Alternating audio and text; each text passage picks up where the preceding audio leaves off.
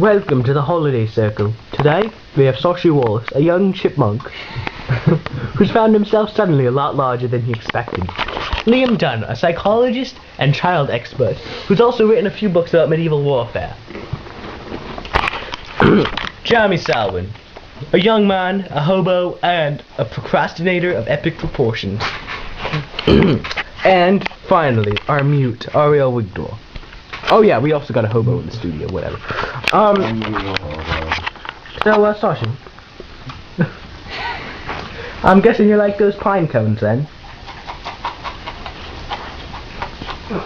Right. What do you think about him? Well, he's human, but he acts like a squirrel. So, obviously, he really likes squirrels. He really likes pine cones. He wants to be a squirrel. And the way he acts like a squirrel is just trying to compensate for his inadequacy because he feels he's not good enough because he's not a squirrel. May I add a point in? The hobo wants to say something.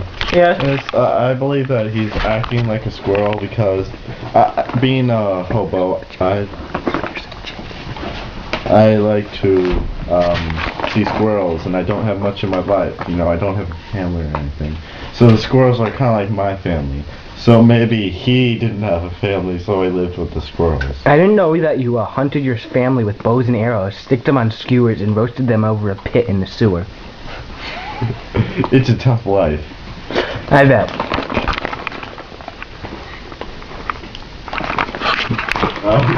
So, I'd like to say that this has made me a fanatical fan of this show. Also, I'd like a message from our sponsors. New Crazy Tubes! Oh, they're awesome, they're wacky, they're crazy, and they do whatever you want them to. That's right. You can get them to do whatever you want. Look, two squirrels. You keep doing that, and in a couple of years, you'll be right here. Well, you may think you're gonna be a hobo, but in reality, you'll be the mappiest person you've ever been. Back to our show.